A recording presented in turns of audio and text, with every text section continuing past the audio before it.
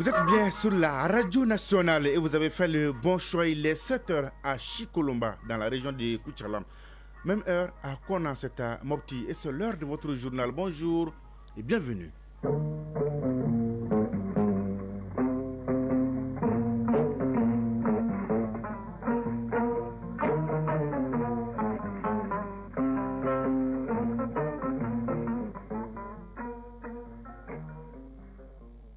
Le journal Sidiki Dambélé.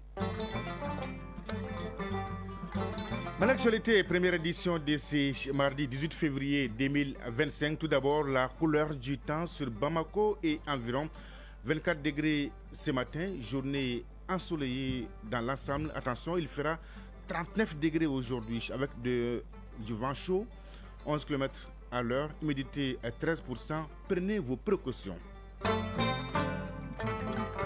Mesdames et messieurs, à la une de cette édition, la fin des travaux de la 7e session de la 6e mandature du Conseil économique, social, environnemental et culturel. Principale recommandation des conseillers nationaux, l'arrêt immédiat de l'exploitation de l'or par dragage, la traduction du code minier dans les langues nationales et la création des raffineries d'or au Mali. Nous ferons le point avec Sédou Traoré qui a suivi les travaux. L'actualité dans les autres pays de l'AIS. Au Burkina, nous allons parler du lancement du projet de promotion de la cohésion sociale et de la paix. Au Niger, l'actualité est marquée par une conférence publique sur le thème AIS, intégration, défis sécuritaires et souveraineté. Reportage à suivre avec nos confrères de Radio Burkina et de Radio Niger. L'actualité internationale sera développée par Batraoré en direct avec moi dans ce studio. Bonjour Batraoré. Bonjour Sidi Dameli. De quoi va-t-on parler dans votre tour d'horizon de ce matin? Dans l'actualité internationale du jour, on retient qu'au Sénégal, le gouvernement annonce des mesures d'austérité pour renflouer les caisses de l'État. Au Cameroun, l'opposition remet au président Paul Biya des propositions de révision du code électoral. Le pape François, hospitalisé, son état de santé est sous surveillance médicale. Voilà quelques nouvelles parmi tant d'autres que nous allons développer dans notre tour d'horizon de l'actualité internationale ce matin. Sidiki Dameli. Développement.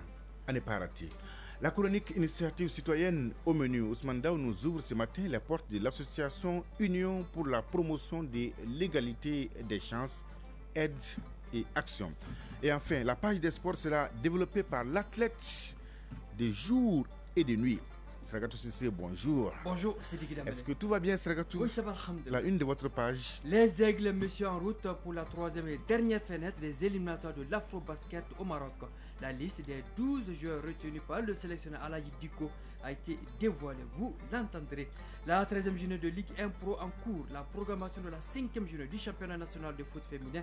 La Ligue des champions d'Europe, début des barrages et retour et l'insolite du jour constituent les sujets de sport de cette session d'information. Et voilà pour le sommaire. Vous êtes prêts? Eh bien, nous aussi. Les jingles, juste 2-3 secondes et on se retrouve. Une fois de plus, bonjour et bienvenue. Carnet d'audience à Koulouba, le général d'armée Assimi Goïta, président de la transition, a reçu hier une délégation du Haut Conseil des Berabiches de Taoudeni. Les Berabiches reconnaissent les efforts consentis par le gouvernement pour la réconciliation nationale et la paix durable au Mali. La délégation est venue réitérer son soutien indéfectible aux autorités de la transition. Une audience qui marque un tournant décisif dans les relations entre l'État et les communautés qui se veulent artisans de paix. On fait le point avec Garibou Pérou. Artisans de paix et de cohésion sociale arrivent les Birabiches à Koulouba. Face au président Goïta, toujours à l'écoute, les hôtes du jour réaffirment leur désir de contribuer à la stabilité et au développement du pays.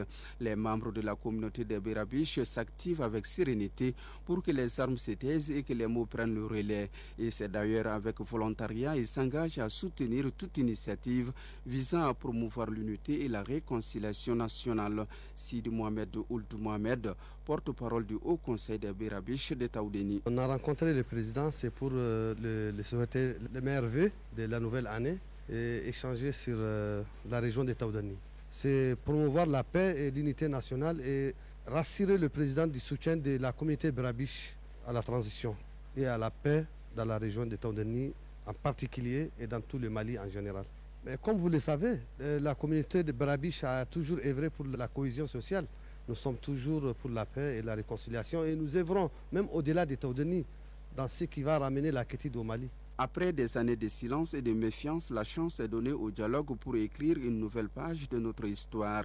Les Birabiches donnent le bel exemple en se retirant de toute action anti-républicaine. Avant de prendre congé, la délégation a invité ses frères égarés à déposer les armes et de rejoindre cette dynamique de paix en faveur d'un Mali souverain et réconcilié. Les rideaux sont tombés hier sur les travaux de la 7e session de la 6e mandature du Conseil économique, social, environnemental et culturel à Koulouban. Au siège de l'institution, les conseillers nationaux ont formulé plusieurs résolutions avec des propositions et des motions de remerciement. Et parmi les résolutions figure l'arrêt immédiat sur toute l'étendue du territoire national de l'exploitation de l'or par dragage, la traduction du code minier dans les langues nationales et la création de raffineries d'or au Mali. La cérémonie de clôture a enregistré la présence du Premier ministre qui a salué la pertinence des recommandations de cette session de clôture suivie par Seydou Traoré. La 7e session ordinaire du Conseil économique, social, environnemental et culturel referme ses portes par la formulation d'une batterie de propositions, de résolutions et de remerciements. En phase avec l'actualité, le secteur des mines a été passé au peigne fin dans sa globalité. L'idéal recherché est de faire briller l'or pour les Maliens avec une prise en compte du cadre de vie et de l'environnement. Les propositions prennent aussi en compte une diligence de la suspension de l'attribution des permis d'exploitation, tout comme le renouvellement des titres miniers, l'adoption d'une prime de découverte, la création des raffineries d'or, d'écoles de mines, sans oublier l'orpaillage artisanal qui est devenu un fléau avec son corollaire de morts et de blessés. Sidiki Magasuba, secrétaire général du Conseil économique, social, environnemental et culturel. Diligenter la création de la brigade spéciale des mines, diligenter la mise en place de l'organe d'encadrement et de surveillance de l'exploitation minière artisanale du code minier en vigueur, créer suffisamment de couloirs d'orpaillage artisanal dans toutes les zones minières. Amadoun Ba, premier secrétaire du bureau du Conseil économique, social, environnemental et culturel. Mettre en place un mécanisme de contrôle strict pour assurer le respect des normes environnementales par les sociétés minières. Exiger la réhabilitation des sites après exploitation et encourager la recherche alternative écologique aux procédés d'extraction polluants. Les conseillers nationaux ont salué les efforts du gouvernement pour la promotion d'une gestion transparente et durable du secteur minier. Le chef du gouvernement, général de division Abdoulaye Maïga, n'a pas manqué de souligner les événements tragiques survenus dans les secs de Kangaba et de Kéniba. Ceci nous oblige évidemment à exécuter avec la plus grande rigueur l'instruction qui nous a été donnée par son excellence le général d'armée Assimi Goïta, chef de l'État, de traiter ce énième fait comme n'étant pas un fait divers. Quoique la situation est extrêmement grave et le gouvernement ne ménagera aucun effort pour exécuter cette instruction. Mais ceci dit, et soyez rassurés, nous allons également faire une exploitation optimale de toutes les propositions et de toutes les recommandations issus de vos 14 jours d'échanges et de travaux. À cette clôture, l'institution a remercié les experts des différents départements et les personnes de ressources pour leur contribution aux travaux. Yacouba Katile, président du Conseil économique, social, environnemental et culturel. À travers la dizaine de sous-thèmes traités avec les éclairages avisés des experts des départements sectoriels concernés, nous avons cerné tous les contours de l'écosystème minier du Mali. L'exercice consistait à identifier, comme l'indiquent les thèmes, les difficultés majeures, les défis et dégager des pistes de solutions conformément à notre statut d'assemblée consultative. De la chaîne de valeur de l'exploitation minière en passant par le cadre institutionnel, les différentes implications sociales en termes de développement et particulièrement les aspects environnementaux qui demeurent la difficile équation à résoudre. Aucune dimension n'a été occultée. Les conseils nationaux ont aussi exprimé leurs remerciements au président du Conseil économique et social de la Grèce et au secrétaire général de l'Association internationale des conseils économiques et sociaux et institutions similaires qui étaient à l'ouverture des travaux pour soutenir le Mali dans sa marche pour la souveraineté. Et sur l'autre plan, la commission de rédaction du projet de la Charte nationale pour la paix et la réconciliation a entamé hier sa série de concertations avec l'ensemble des acteurs de la société. Les membres de la commission donc, ont commencé avec les légitimités traditionnelles et religieuses. Objectif, partager le contenu du projet de la charte pour amélioration, suggestion et contribution. Nyanya Ali Traoré, reportage. Élaboré suivant un processus participatif et inclusif, le projet de la Charte nationale pour la paix et la réconciliation nationale ne dévie pas de sa trajectoire, celle de mettre toujours en avant les avis, observations et apports de tous les acteurs. La rencontre de ce jour va dans ce sens. Ousmane Issoufi Maïga, président de la commission de rédaction. Nous sommes conscients du rôle que chacune de vos organisations respectives joue dans notre société. En un an, de février 2024 à février 2025, c'est la 3e fois que nous nous rencontrons. C'est d'abord le dialogue intermalien pour la paix et la réconciliation, puis l'avant-projet de charte nationale pour la paix et la réconciliation nationale. 2 documents mis à l'appréciation des participants. Il s'agit de l'avant-projet proprement dit et de la synthèse des contributions qui y sont contenues. Nous avons l'occasion de vous en expliquer les grandes lignes. Nous aurons à cœur de recevoir vos nouvelles propositions, subjections et observations dans les 72 heures à venir. La série de rencontres a débuté avec les légitimités traditionnelles et religieuses. Dans les échanges, on retient notamment la préoccupation des chasseurs. Ils demandent plus d'attention et de collaboration avec les forces armées.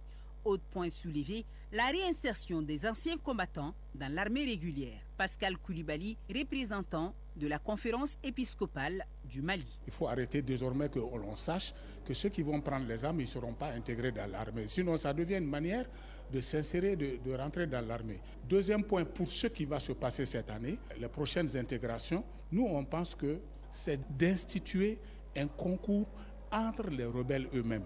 Il faut qu'on passe par le concours, parce que tous les Maliens passent par le concours pour rentrer dans la fonction publique. Moudi Bounjaï, chef de quartier, Tomikorobougou. On a parlé surtout de la cohésion sociale et de la paix.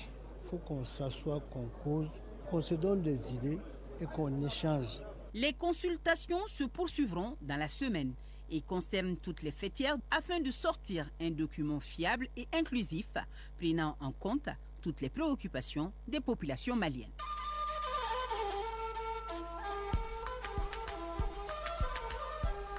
AES Actualité.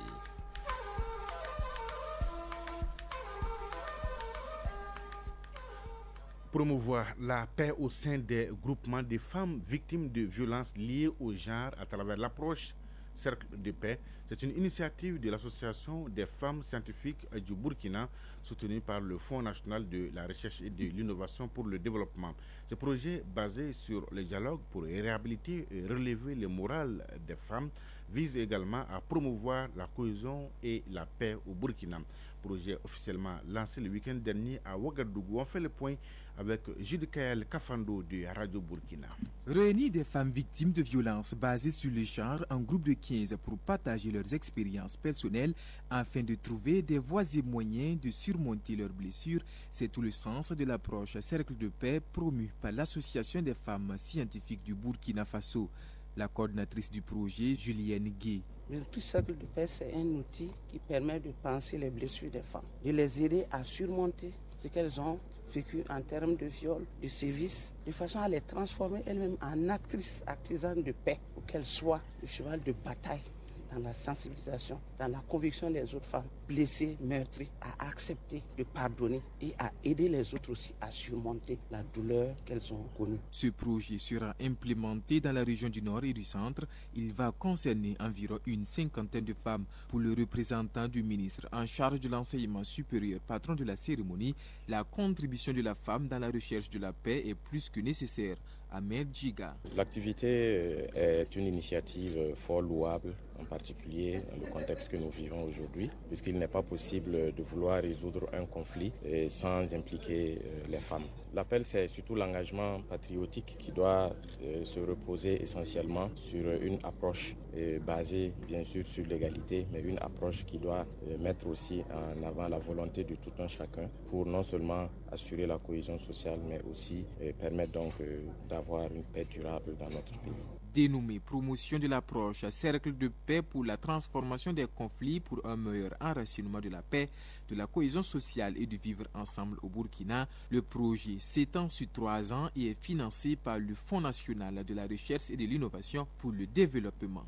Rendons-nous maintenant à Niamey, au Niger. C'est un acteur influent de la société civile de l'Alliance des États du Sahel. Et c'est un Burkinabé, Ibrahim Maïga, qui était hier dans la région de Tillabéri. Il était accompagné de plusieurs acteurs de la société civile nigérienne. Ensemble, ils ont animé une conférence publique sur le thème Alliance des États du Sahel, intégration, défis sécuritaires et souveraineté. C'était en présence du gouverneur de la région de Tillabéri. Conférence suivie par Abdoulaye Soumana de Radio Niger. C'est pour immortaliser son passage au Niger qu'Ibrahim Maïga, panafricaniste de l'Alliance des États du Sahel, était au cœur de notre confédération, entendez par là la région du fleuve. En effet, Tillabéri, faisant frontière avec le Mali et le Burkina Faso, est le cordon ombilical de l'Alliance des États du Sahel. Ibrahim Maïga a salué l'engagement et la détermination de nos dirigeants et le travail remarquable des forces de défense et de sécurité de l'Alliance des États du Sahel. Aucune armée au monde qui est plus brave que l'armée nigérienne. L'armée nigérienne a vaincu plusieurs rébellions sans l'appui d'une seule armée étrangère. L'armée nigérienne a aidé le Nigeria à conserver sa souveraineté lors de la guerre du Biafra. C'est une armée noble, une armée digne. C'est quoi notre particularité, nous, peuple résilient du Sahel? C'est parce qu'à chaque fois que quelqu'un a le courage de s'en prendre à nous, nous avons des frères et sœurs qui auront le courage de l'affronter. À chaque fois quand quelqu'un verse le sang des nôtres au nom des veuves et des orphelins, nous aurons des frères et des sœurs qui vont se lever pour laver cet affront. C'est ça qui les fait peur.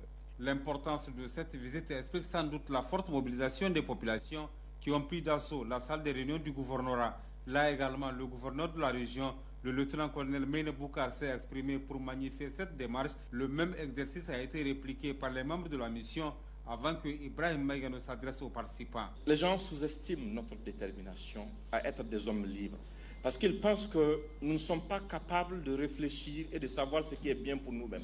Parce qu'ils pensent que nous ne sommes pas conséquents à tel point que n'importe quel parvenu peut venir nous diviser, nous monter les uns contre les autres. Malheureusement, ils ont trouvé des égarés. Mais à ce niveau aussi, il faut qu'on sensibilise. Plusieurs autres acteurs de la société civile de la région de Tillabéri se sont relayés la parole, qui pour apprécier la présence parmi eux de Ibrahim Maïga, qui pour saluer son engagement aux côtés des leaders guerriers de l'Alliance des États du Sahel pour libérer l'Afrique des griffes de l'impérialisme.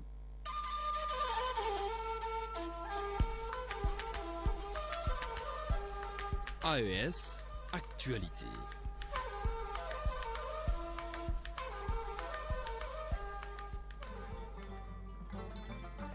Mais l'actualité, première édition de ce mardi 18 février 2025. Merci de votre fidélité à Radio Malich. Fin de la première partie. Dans la deuxième partie de cette édition, nous allons faire le tour d'horizon de l'actualité internationale avec Batraouri. Un tour d'horizon qui nous conduit au Sénégal, au Cameroun, au Libéria et au Vatican, Batraouri. Oui, au Vatican, le pape François hospitalisé, son état de santé est sous surveillance médicale. Le développement dans une poignée de secondes. Au menu, vous aurez également la chronique initiative citoyenne avec Ousmane Daou qui nous amène à la découverte de l'association Union pour la promotion de l'égalité des chances, aide et action, très engagée dans l'humanitaire. Enfin, l'actualité des sports sera développée avec l'athlète Salagato Cissé. On va parler d'afro-basket, de football, Ligue 1, du foot féminin, de la Ligue des champions et bouclé avec l'insolite du jour. Salagato, c'est l'histoire d'un entraîneur qui dort en plein match. Waouh. La suite dans la page des sports. Mais l'actualité, 7h19 à Nyonon et à Korianzi. Et oui, Batraouri, le Sénégal annonce des mesures d'austérité pour renflouer les caisses de l'État. Oui, invité à la télévision publique, le secrétaire général du gouvernement, Amadou Al-Aminoun Lo, a annoncé plusieurs mesures parmi lesquelles le respect du paiement des impôts et la baisse des salaires des ministres. Ces mesures d'austérité sont prises pour faire face à un contexte budgétaire extrêmement serré, alors qu'un rapport de la Cour des comptes révèle un déficit budgétaire de plus de 12%. Au Libéria, le président du Parlement tente d'évincer Batraouri, la juge de la Cour suprême. Oui, après avoir évincé son rival Richard Koun qui que la présidence de la Chambre des représentants s'attaque désormais à la justice. Selon la presse libérienne, il s'apprête à déposer une motion de destitution contre la présidente de la Cour suprême, l'accusant de mauvaise conduite. Une manœuvre politique selon plusieurs observateurs qui vient ajouter une nouvelle couche à la crise constitutionnelle paralysant le pays depuis des mois. Au Cameroun, l'opposition remet au président Biya ses propositions de révision du code électoral. La plateforme de l'opposition et de la société civile au Cameroun a déposé hier pour la deuxième fois son projet de révision consensuelle du code électoral à la présidente de la République. Interpellé publiquement à ce sujet le 11 janvier par la présidente de l'UDC, Paul Biya avait répondu n'être pas au courant de l'existence de ce document pour lequel il avait par ailleurs montré un certain intérêt.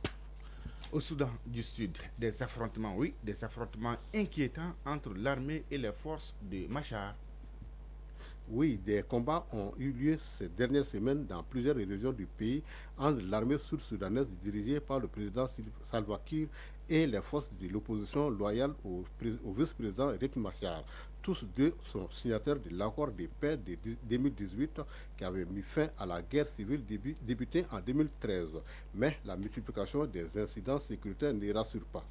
Et Batraoui, le pape François est hospitalisé, son état de santé est sous surveillance. Le pape François a été admis vendredi à l'hôpital Yéméni de Rome après l'aggravation d'une bronchite persistante. Les médecins ont confirmé une infection polymicrobienne des voies respiratoires nécessitant une adaptation de son traitement. Son hospitalisation, plus longue que celle de 2023 pour une pneumonie, suscite des inquiétudes. Malgré la disparition de sa légère fièvre, aucun délai de sortie n'a été fixé. Devant l'hôpital, des fidèles prient pour son établissement Sidiki Dambélé. Merci Batraouri pour toutes ces informations. On est très bien servi. Et bonjour Sragatou Sissi. Bonjour Sidiki Dambélé. Donnez-nous l'heure, la bonne et la vraie heure. Il est 7h21 à Yoila et Tombouctou. Les jingles et on se retrouve.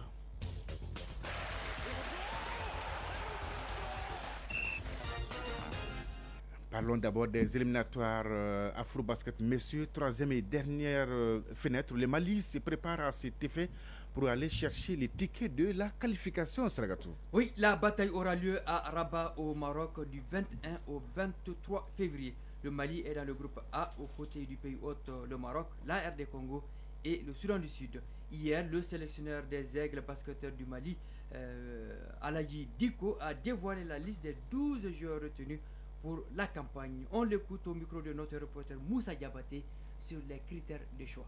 Travailler avec un staff d'arrache-pied et je vous avoue que le choix n'a pas été si facile.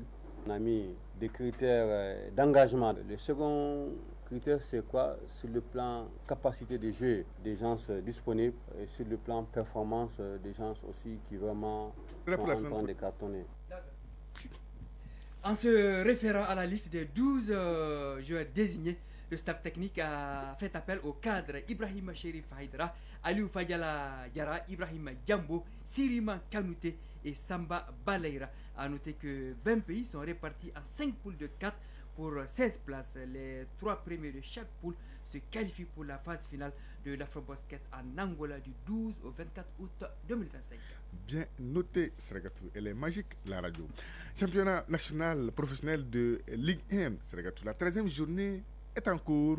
À 16h, au stade Mamadou Konaté, les hôtels du Mandé s'expliqueront avec la Seria et à 18h, le duel entre clubs régionaux, IS Bougouba de la Ligue de Koulikoro, AS Bakaridian de Baraoui de la Ligue de Ségou. Hier, le FC Yara et l'IS Bougouni s'étaient séparés 0-0. Nul un but partout entre les 11 créateurs de Nyarela et le Binga FC. La suite est fin de cette 12e journée demain mercredi avec 3 rencontres. Un mot sur le foot féminin, c'est que vous aimez très bien. Championnat national, la 5e journée commence demain mercredi. 5 matchs au menu. AS Police, AS Momo de Sikasso, AS Mandé de la commune 4, AS Entente Sportive de Sirakoro Megetana, ISFAS Super Lion de Hamdallah, AS Soudou-Baba de Mopti et Teria AC de San. Le dernier match se joue ce jeudi entre Centro UFC et les Tigresses de Kaya. Des matchs à suivre, bien sûr. Un mot sur la Ligue des champions d'Europe à suivre ce mardi. 4 matchs des barrages, retour en vue des huitièmes de finale. À 17h45, AC Milan Feyenoord de Rotterdam, allez 1-0 pour les Hollandais. À 20h, Atalanta Bergame FC Bruges, allez 2-1 pour les Belges de Bruges. Benfica Lisbonne AS Monaco, allez 1-0 pour les Portugais de Benfica. Et Bayern Munich Celtic Glasgow, allez 2-1 pour les Allemands du Bayern. Qu'est-ce qu'il nous reste, Sragatou? L'insolite. Ah oui, l'insolite du jour. Mais tiens, vous avez du courrier d'un auditeur de Gossi Sragatou qui vous demande le nom du cricket. Oui, le cricket en Bamanankan. Alors, la réponse sera donnée la semaine prochaine. Voilà. Tenez, c'est pour vous. Merci, voilà. Je vais demander la précision avec les bambaraphones. Ok, promis, pour la semaine prochaine. Tout à fait, Inch'Allah.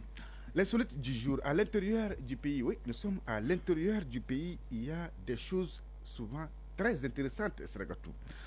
Un entraîneur, quoi?